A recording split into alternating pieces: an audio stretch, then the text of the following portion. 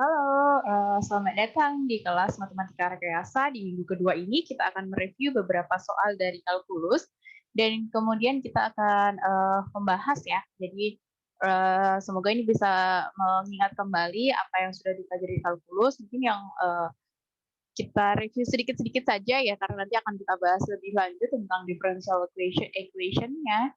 Jadi kita bahas sedikit-sedikit. Nah, soal yang pertama kita kasih soal yang pertama adalah kalau kita punya persamaan dy per dx sama dengan 4 per x pangkat y.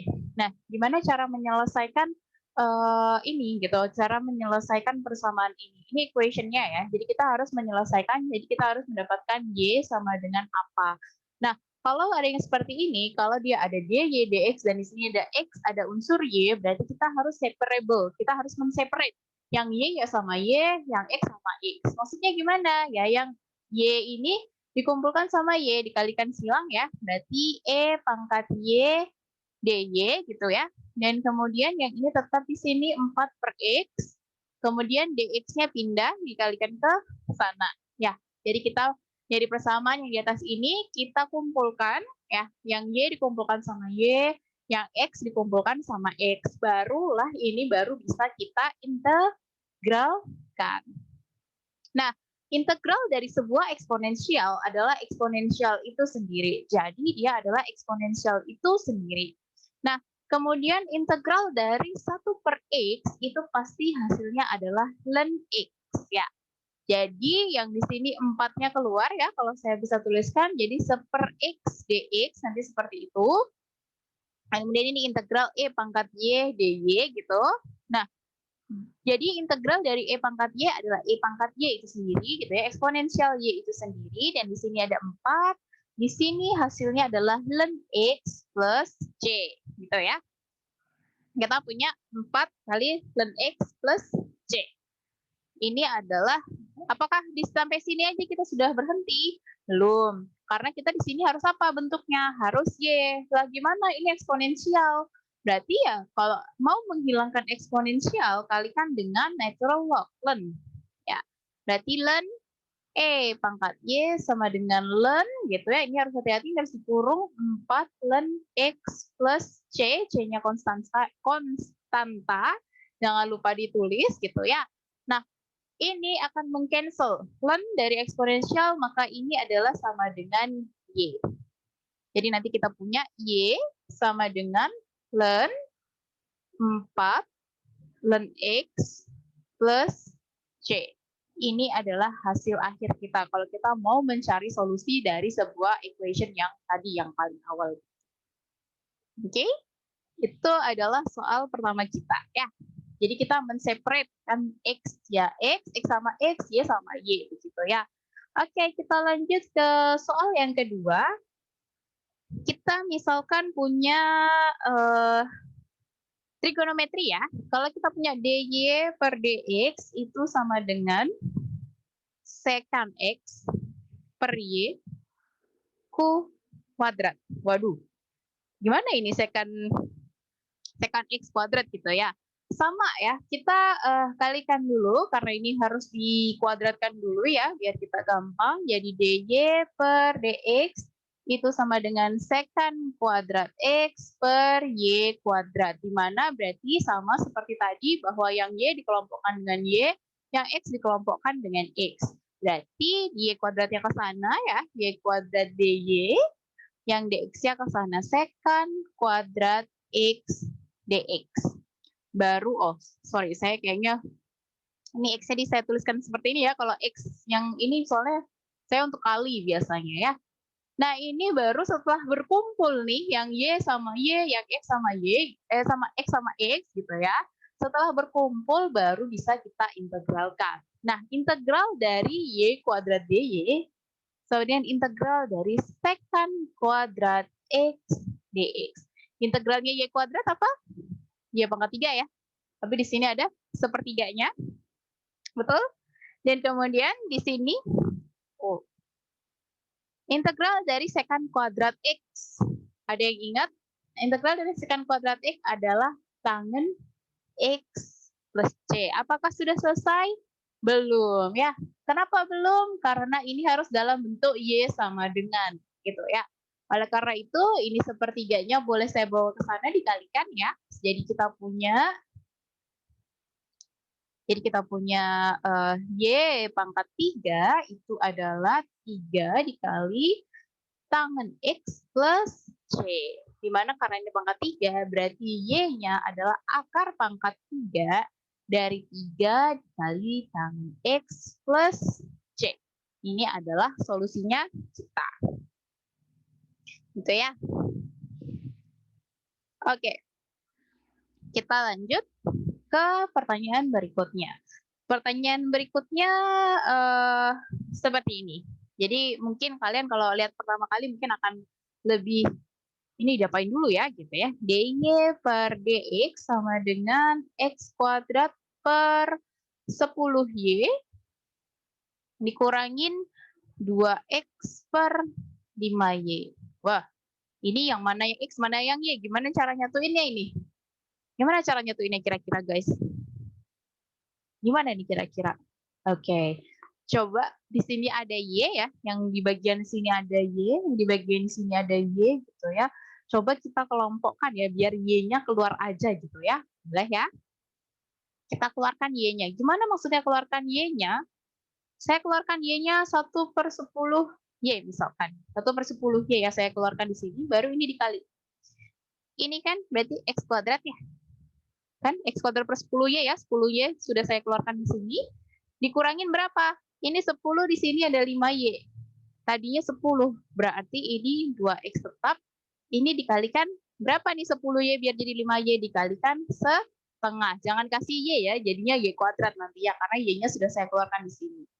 Nah, dari sini, dari DY per DX sama dengan 1/10Y itu akan, ini bisa kita ubah jadi X kuadrat karena setengah di bawah, 2-nya bisa ke atas ya, X kuadrat min 4X. Nah, kalau kayak gini, ini kan dikali nih.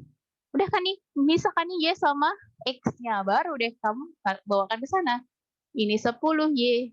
DY sama dengan berapa? X kuadrat min 4X DX. Nah, kalau udah begitu kita aman ya. Kalau sudah begitu kita aman. Kenapa aman? Karena sudah Y sama Y, X sama X. Tinggal ya udah, ini tinggal kita integralkan. Integralnya 10Y pasti jadinya Y kuadrat kan ya. Tapi 2 ini pasti turun, jadi pasti ini 5. 10Y kan kalau kita turunkan lagi. Ya, 5Y kuadrat sama dengan apa? X kuadrat diintegralkan berarti dia pasti jadi X2 plus 1 gitu ya, X pangkat 3 gitu. Tapi karena 3-nya nggak ada di sini, berarti kita harus kalikan dia dengan 1/3 ya. Kemudian dikurangin berapa? Ini X kuadrat ya, dari X jadi X kuadrat, tapi karena di sini ada 4 gitu ya. Kalau ini diturunkan hanya 2, berarti kita harus kasih 2X kuadrat. Begitu. Jangan lupa ada konstan. Apakah sudah selesai? Belum lagi ya. Hafal ya, sudah ya. Belum selesai karena bentuknya belum Y, Bu. Berarti Y kuadrat, aduh, ini dibagi 5 semuanya ya. 1/3 X pangkat 3 min 2X kuadrat plus C per 5. Gitu. Jadi, Y kuadratnya adalah X pangkat 3 per 15 ya. Semuanya harus dibagi 5 ya. 2X kuadrat per 5 plus C. Kenapa saya tuliskan C? Karena C kan konstanta ya. Jadi mau diisi berapa ya tetap ini konstanta, arbitrary constant. Jadi dia bisa diisi akan apa saja, pokoknya dia konstanta. Jadi kalau walaupun dia dibagi 5 atau dikali 5 atau dibagi 10, dia tetap sebuah konstanta. Makanya saya tulisannya tetap hanya C. Gitu ya. Berarti Y-nya apakah sudah selesai di sini? Belum ya, karena masih bentuk Y kuadrat. Oleh karena itu, Y-nya adalah akar dari X pangkat 3 per 15 dikurangin 2X kuadrat per 5 plus C. Dan di sini jangan lupa kalau akar pangkat 2 ada plus minus. Jadi plus bisa, minus bisa karena akar pangkat 2 ya. Kalau akar pangkat 3 ya jelas nggak bisa ada plus minusnya gitu ya, karena dia tergantung sama positif negatifnya kan nanti akan berubah kalau kalau akar pangkat 3, tapi kalau akar pangkat 2, akar pangkat 4 pasti ada plus minusnya ya. Oke, kita lanjut ya. Ke soal nomor 4, kita main trigonometri atau gimana nih? Enaknya nih ya. Nggak nih, kita main ini aja deh. Kalau kita memasukkan syarat ya, kalau ada syarat. Ini soal keempat ya. Soal keempat itu kalau kita punya persamaan dy per dt sama dengan 3t kuadrat plus 1. Dan y untuk nilai t sama dengan 1 itu kita nemunya adalah 5. Gitu. Berarti kita bisa nih mencari sampai ke konstantanya. Kalau ada ini namanya ada syaratnya ya, ada syarat yang bisa dipenuhi. Kalau nilai nolnya berapa atau nilai t sama dengan 1 adalah y-nya 5 gitu. Jadi kita nih bisa cari nilai konstantanya. Gampang ya, kalau dy per dt sama dengan 3t kuadrat plus 1, berarti dy sama dengan 3t kuadrat plus 1 dt gitu kan ya. Berarti y sama dengan ini kalau diintegralkan seperti biasa aja, kalau dia t pangkat 2 dia pasti jadi 3t pangkat 3 ya. T pangkat 3 terus apakah di depannya harus dikasih? Enggak, karena t3 ini nanti akan turun ke depan, ya kan? Udah jadi 3t kuadrat, jadi enggak perlu. Jadi t pangkat 3 plus apa? Plus t plus apa lagi? Jangan lupa ada konstanta. Jangan pernah lupa konstantanya. Jadi ini adalah solusi kita. Apakah sudah ketemu sampai di sini? Belum, karena kita punya syarat. Jadi harus misalkan dimasukin, jadi kita punya ini YT ya. YT sama dengan T pangkat 3 plus T plus C. Kita ada syaratnya Y plus 1, berarti T-nya dimasukkan 1. 1 pangkat 3 plus 1 plus C nilainya adalah 5. Berarti C-nya di sini, ini 2 ya, 1 pangkat 3 tetap 1, ini 2 plus C sama dengan 5, berarti C-nya adalah 5 min 2, atau kita 3. Berarti kita punya nih solusinya bahwa YT itu adalah T pangkat 3 plus T plus 3. Jadi ada plus 3-nya. Ini adalah solusinya terakhir dari kita. Gitu. Ya, kalau ini adalah apa? Kalau kita ada syarat, itu pasti harus dikerjakan sampai ada C. Kalau kalian ngerjainnya sampai sini aja, dapat nilai, tapi pasti separuh. Gitu ya. Karena apa? Karena kita sudah dikasih syarat. Kalau kita sudah dikasih syarat, berarti kita harus menemukan nilai C-nya harus berapa. Gitu ya. Oke. Oke, kita tambah satu soal lagi ya. Sebentar, saya jadi lupa tadi nomor berapa ya? Sudah nomor 4. Oke, kita tambah soal lagi, satu soal lagi sebelum kita ke soal cerita ya. Sebelum kita ke soal cerita, soal yang ini dituliskan dalam bentuknya seperti ini. Kalau f aksen x itu sama dengan min 7e pangkat x, dengan f5 itu adalah 24 min 7e pangkat 5, dan kemudian yang ditanyakan f0-nya berapa. Nah, itu. Tadi kita menuliskannya dalam bentuk dy per dx. Sekarang tulisannya adalah dalam bentuk fx. F sepangkat 1x ini artinya sebenarnya dy per dx juga ya. Jadi turunan pertama. Turunan pertamanya adalah bentuknya seperti ini. Sedangkan F5 itu adalah dalam bentuk fx-nya sudahan. Oleh karena itu, berarti kita harus mendapatkan persamaan fx-nya dulu. Gimana cara mendapatkan persamaan fx-nya? Ya berarti dari yang diturunkan dulu ini kita harus mengintegralkan kembali, karena ini kan turunannya.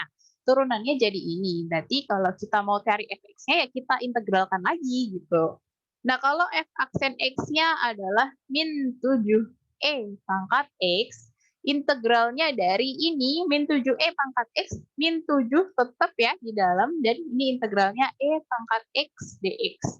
Integralnya eksponensial, tadi saya sudah bahas di depan ya, bahwa integralnya eksponensial itu tetap eksponensial itu sendiri.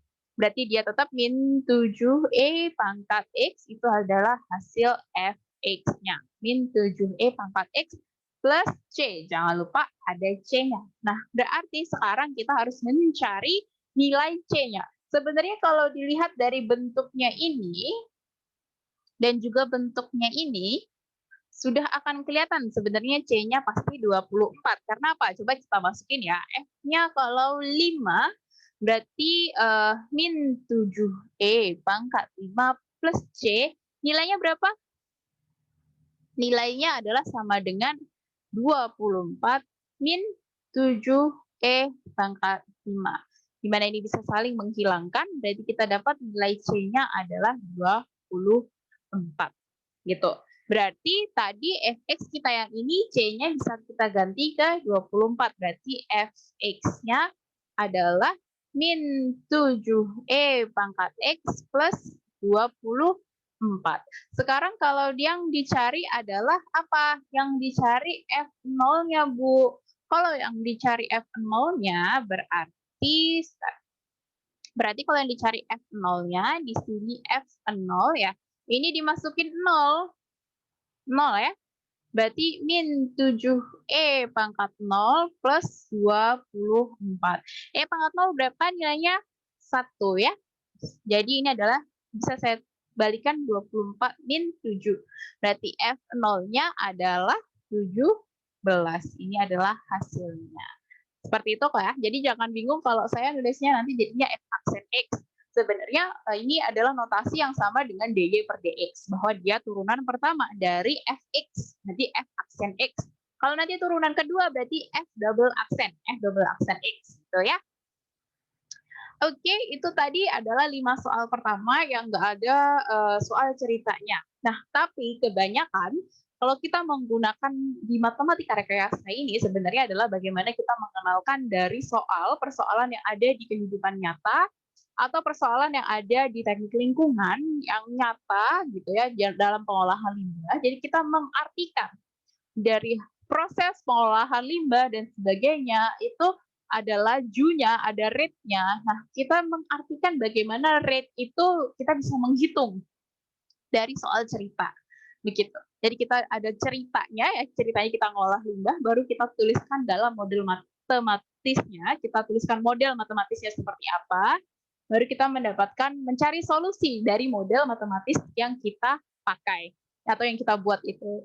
Dengan apa? Nanti kita juga akan punya beberapa asumsi-asumsi yang harus dipakai kalau kita mau menjelaskan permasalahan model matematis. Karena kalau model matematis itu kita nggak pakai asumsi sama sekali, dia pasti jawabannya luas kan. Model matematis itu bisa A, bisa B, bisa C, bisa A tambah B atau A, B, C. Nah, itu bisa luas.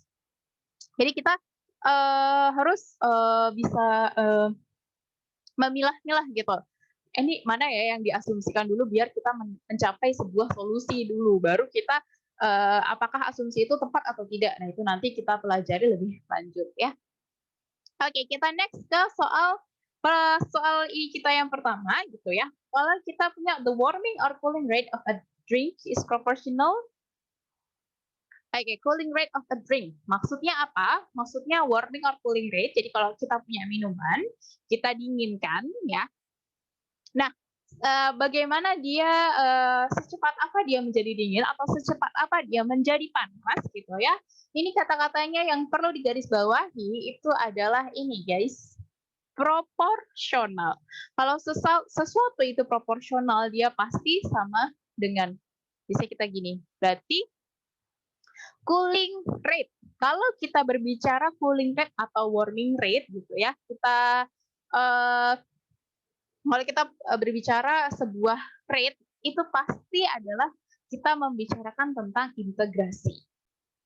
Kita pasti akan membicarakan tentang perubahan ya, kita pasti nulisnya D.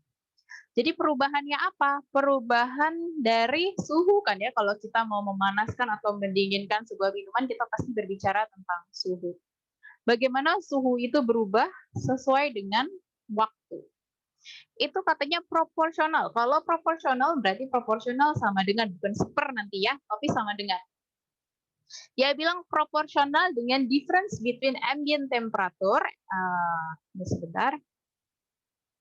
Jadi itu diferensinya dengan ambient temperatur, TA, kita punya ambient temperatur, the difference berarti kita dikurangin ya, TA dan current temperatur, TA min T.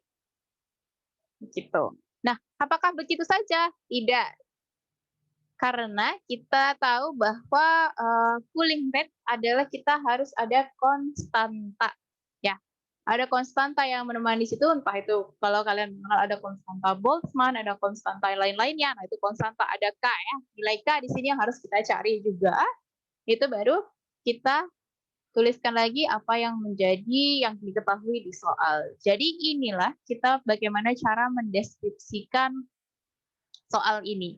Jadi kalau kita baca, ini adalah seperti ini. Kalau kita bacakan model matematisnya, itu adalah seberapa cepat perubahan suhu per waktu itu proporsional dengan bagaimana konstanta ini dikalikan dengan perubahan dari ambient temperatur dengan perubahan dari temperatur yang saat ini, gitu ya. Jadi itu bagaimana kita mengartikan model matematisnya dari ini.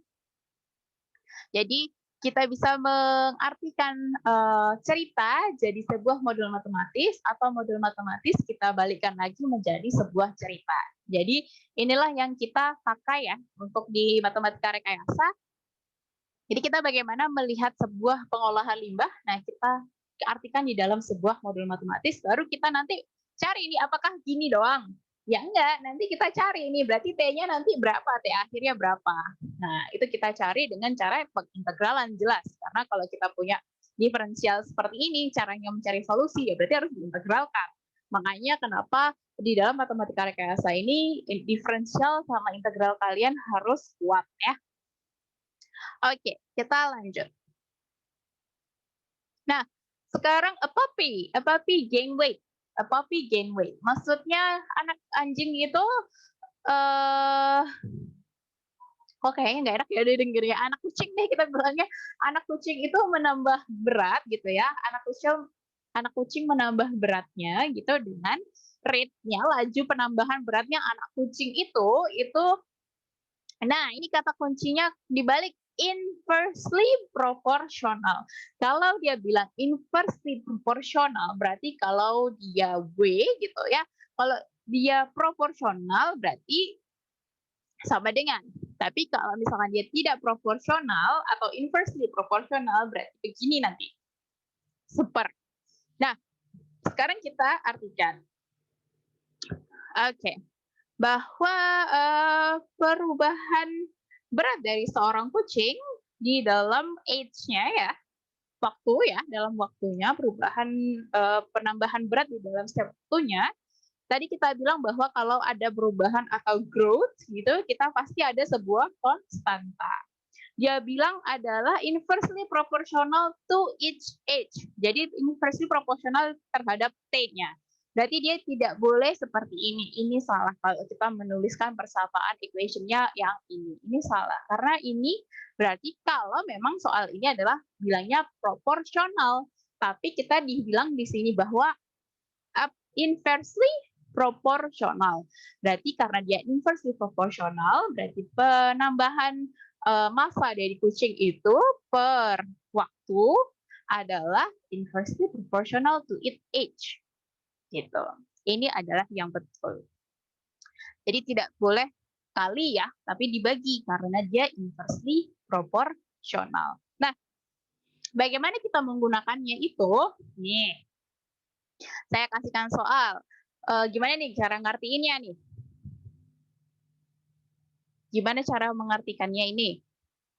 Banyaknya orang yang masih menggunakan dokumen konvensional menurun dengan laju yang proporsional. Banyaknya orang, misalkan apa ya, population P ya, P pada saat T, gitu ya. Banyaknya orang yang masih menggunakan dokumen konvensional menurun dengan laju yang proporsional berarti proporsi ya, sebanding dengan jumlah orang yang masih menggunakan dokumen konvensional pada waktu T. Berarti kita harus pertama adalah menuliskan model matematikanya. Model matematikanya gimana berarti? Bahwa perubahan dari populasi yang masih menggunakan dokumen konvensional per waktu itu ya adalah proporsional dengan yang masih menggunakan itu dalam kok hilang malah sebentar. Sorry. Jadi ini tadi perubahan ya model matematikanya, perubahan populasi dengan di setiap waktu adalah proporsional dengan populasi ya, dengan jumlah orang, proporsional dengan jumlah orang berarti populasi itu sendiri dalam waktu itu. Ini adalah model matematikanya kita dulu. Dan kemudian apakah kemudian ini selesai? Enggak, kita disuruh nyari ini berapa orang yang masih menggunakan dokumen konvensional setelah 2 bulan. Nah, setelah 2 bulan gimana nih? Berarti kita ini kan bisa saya juga tulis bahwa berarti kita ini kan P aksen T-nya nih ya. P aksen T-nya adalah KP. Berarti kita harus masih mencari PT-nya dulu. Kita harus mencari PT-nya dulu, baru kita nanti ini ya, baru kita nanti setelah kita mencari PT-nya sudah ketemu, baru kita masukkan C. Konstantanya dari mana? Dari ini nanti. Jumlah ini menurun 20% setiap 6 bulan. Jadi itu nanti akan harus kita tuliskan. Oke, kita tuliskan satu-satu ya. Sebentar. Bisakah saya hapus dulu? Oh, bisa. Oke, kita punya ini ya. Kalau kita punya persamaan ini, kalau kita punya persamaan yang itu, kira-kira kita pakai apa caranya untuk menyelesaikan? Tadi sama seperti soal bukan ya, sama seperti soal yang pertama kayaknya. Berarti tadi kalau di y per dx, berarti kita satukan yang y sama y, x sama x, itu namanya separable differential equation ya, bisa di-separate, bisa dipisah. Nah ini misahnya gimana? dp sama k, jangan, yang dp ya sama p gitu ya. Berarti p-nya ke sono gitu, dp per p itu sama dengan k dt. Selesai nggak? Kita harus cari pt-nya, berarti ini harus kita integralkan. Tadi integralnya dari 1 per P, pasti hasilnya jadi ln P. Ln P-nya ini berarti K. dt berarti T ya. Gitu. Anggap aja 1 dt berarti ya 1 dt kalau diintegralkan berarti jadinya T. Jangan lupa kita punya konstanta.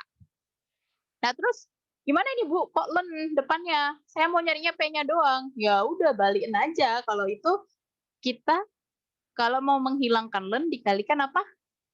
Eksponensial.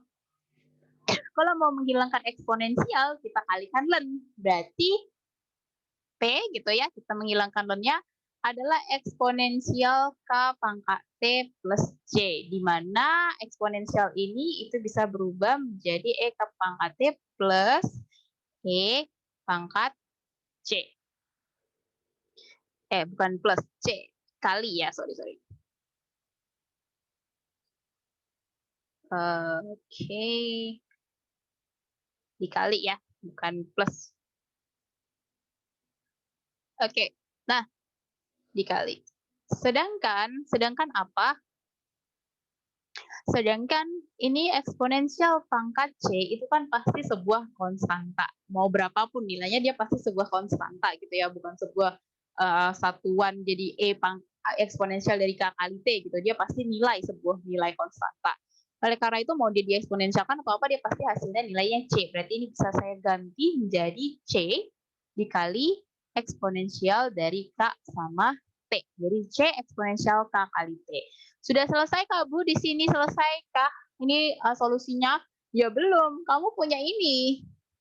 Untuk menyelesaikan C-mu ini sama K. Nilai kamu belum ketemu gitu ya.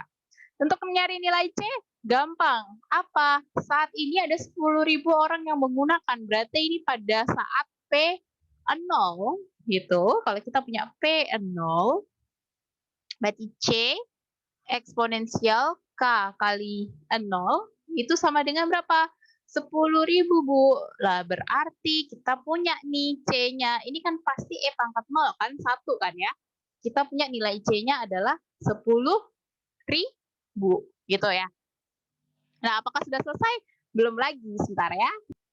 Oke, kita lanjut tadi bahwa sudah sampai di DP per DT. Sorry, kok balik ke situ, Bu? Kita kan sudah punya ininya ya.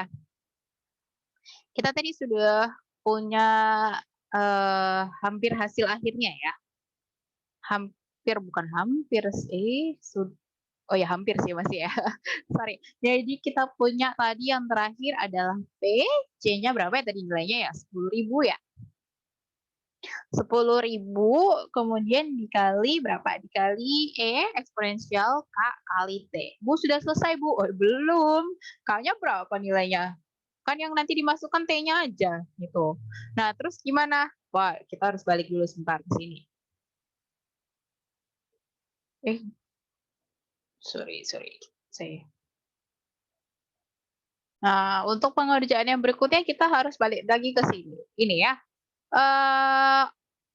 Bahwa jumlah itu menurun 20% setiap 6 bulan. Jumlah itu menurun 20% setiap 6 bulan.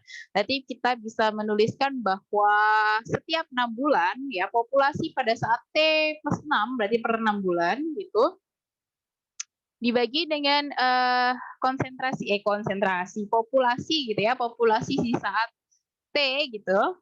Itu bedanya adalah 1 dikurangin 20% gitu atau 1 dikurangin 0,2. Berarti populasi pada saat waktunya adalah per 6 bulan ya, T plus 6 gitu adalah 0,8. Nah, terus gimana Bu kayak gini? Ya masukin dulu PT plus 6 gitu. Berarti P yang T plus 6 itu adalah 10.000 E K minyak T plus 6 gitu ya, kemudian dibagi 10.000 E K T sama dengan 0,8. Ini karena sama-sama 10.000 boleh dicoret. Nah, ini kalau misalkan eksponensial, kalau kayak gini, ini kalau dibagi eksponensial yang ke atas ini jadi minus. Kita kalikan dulu ya. Eksponensial KT plus 6K gitu ya. Nah, yang di bawah kalau sama-sama eksponensial, jadi kalau kita punya EA per EB itu sama dengan eksponensial A min B gitu nanti. Jadi ini boleh di min KT sama dengan 0,8. Jadi kalau tanya ya, min KT dari mana sih Bu? Dari sini loh. Yang dari bawah ini saya ke ataskan. Tapi dia harus minus karena dia dibagi. Nah, kita punya KT, punya min KT, ini hilang. Berarti kita punya yang terakhir adalah eksponensial 6K, itu adalah 0,8. Bu, kok susah sih eksponensial 6K 0,8? Terus berarti berapa K-nya gitu. Ya biar kita hidupnya nggak susah gitu ya, kita jadikan len dulu. Kita kalikan sama-sama len. Biar eksponensialnya hilang. Nah, kalau gini kan lebih enak. Eksponensialnya pasti hilang kan? Berarti 6K adalah len 0,8. Dimana berarti nilai K-nya adalah len 0,8 per 6. Berarti untuk balik ke sini kita punya nih. Kita sudah punya nih nilai K-nya. Berarti Bu, PT itu 10.000 eksponensial K-nya len 0,8 per 6 dikali T. Yeay, kita sudah nemu nih. Kita sudah nemu keseluruhan dari equation-nya, dari solusinya. Tapi apakah kita sudah menemukan jawabannya? Kita kembalikan yang ditanyakan. Yang ditanyakan itu bukan itu ya, bukan equation-nya aja. Yang ditanyakan adalah berapa orang yang masih menggunakan saat setelah 2 bulan gitu ya. Saat setelah 2 bulan, saat 2 bulan gitu. Berapa sih orang yang masih menggunakan saat 2 bulan itu? Ya udah, kita pakai yang terakhir tadi, kita sudah nemu PT-nya adalah jadi populasinya saat waktu T kita sudah ketemu adalah 10.000 dikalikan E len 0,8 per 6 dikalikan T. Nah, yang mau kita cari adalah saat dia 2 bulan karena ini dalam bulan ya, 10.000 E len 0,8 per 6 dikali 2. Ini bisa 3 gitu ya. Ini bisa coba kalian pakai kalkulator ya, jangan sampai nggak bisa pakai kalkulator ini ya. Ini kalau kita satu frekuensi kalkulatornya ya, kita akan menemukan sekitar 9.283 orang yang masih pakai konvensional dokumen pada saat 2 bulan setelahnya. Itu 2 bulan setelahnya itu masih ada 9.283 orang yang masih pakai konvensional dokumen gitu ya, sorry. Jadi seperti itu. Oke, jadi seperti itu ya. Kita mengartikan dulu soal itu model matematikanya seperti apa gitu ya. Yang pertama itu adalah kita mengartikan soal, memodelkan, baru dari pemodelan kita cari solusi. Nah, kalau kita sudah mencari solusinya, ketemu konstantanya apa, kita nemu lagi dari ini syarat ya namanya. Ini syarat-syarat batasnya. Jadi kita bisa menemukan apanya? Kita harus menemukan C dulu. Kalau C itu pasti dinolkan dulu ya, pasti nilai inisialnya baru kita ketemu konstantanya berapa. Dan kemudian dari syarat-syarat yang ada yang lainnya kita bisa menentukan nilai dari K. Nah, baru kita punya yang full gitu. Equation full-nya kita yang bisa kita gunakan itu yang ini, dan kemudian barulah kita cari sesuai dengan soalnya pada saat berapa bulan, 4, 6, 10 gitu. Ya udah 10 ya tinggal masukin T-nya 10, tinggal dihitung saja nanti hasilnya tinggal berapa gitu ya. Oke, kita lanjut mungkin yang terakhir ya ini mungkin. Nah, ke yang terakhir ini kalau misalkan banyaknya populasi ikan di sebuah kolam itu digambarkan dengan notasinya adalah notasi ikannya yang di situ DP per DT, populasi ya, DP per DT digambarkan adalah P4 min P per 6.000. Oke, ini ada dua jenis pertanyaan. Pertanyaan yang pertama adalah berapa banyaknya ikan secara maksimum. Ya, berarti secara maksimum, bukan pada saat tinggi-tingginya. Jadi pertanyaan yang pertama adalah jumlah ikan maksimum kira-kira yang bisa kita dapatkan itu berapa. Tapi yang kedua, soal yang kedua, berapa banyaknya ikan saat laju pertumbuhannya mencapai maksimum gitu ya. Beda ya. Dua pertanyaan ini beda, tapi serupa, hampir mirip. Pengerjaannya juga hampir mirip tapi beda sedikit gitu. Kalau kita bahas yang pertama, yang A dulu, itu berapa banyaknya ikan secara maksimum. Kalau ini kan growth ya, maksudnya bagaimana dia pertumbuhan ikan gitu ya, pertambahan populasi ikan. Maka untuk mencapai maksimum, berarti kita menilaikan limit T mendekati tak hingga dari DP per DT itu kita nolkan. Itu adalah maksimumnya kita dapat berapa sih populasi ikan itu kita dapatkan.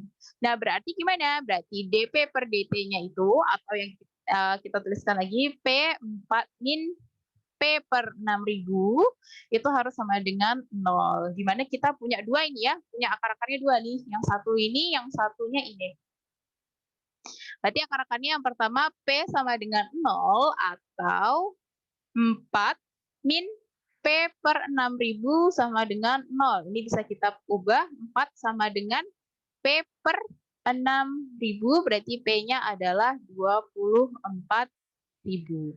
Nah, pilih 0 atau 24.000. Pertanyaannya adalah maksimum, berarti nggak mungkin 0 loh. Berarti yang mungkin adalah kalau yang A ya, kita masih bahas yang A ini, berarti banyaknya ikan secara maksimum itu adalah 24.000. Begitu. Tapi kalau pertanyaannya berapa banyaknya ikan saat laju pertumbuhan mencapai maksimum? Kalian bisa gambarkan ya, ini yang B, berarti kita yang bawah ini kita bahas yang B. Sama sebenarnya, yang atas ini sama, hitungannya sama seperti ini, tapi bedanya apa? Ini saat laju pertumbuhan mencapai maksimum. Kalian bisa gambarkan grafiknya dari ini, grafiknya dari equation ini. Dia itu bentuknya kuadratik ya. Kalau kuadratik berarti seperti ini. Nah, ini kan jumlah ikan maksimum. Nah, yang ditanyakan di sini adalah saat pertumbuhannya paling besar. Jadi di titik tertinggi dari kurva kuadratik yang ditanyakan. Nah, kurva kuadratik ini mencapainya adalah separuh kan? Separuhnya dari, jadi kurvanya itu turun, baru naik sampai maksimum, baru turun lagi. Berarti kita sampai di separuhnya.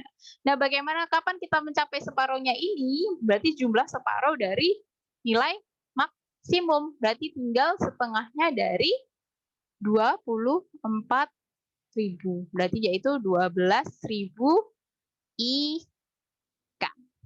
Gitu ya.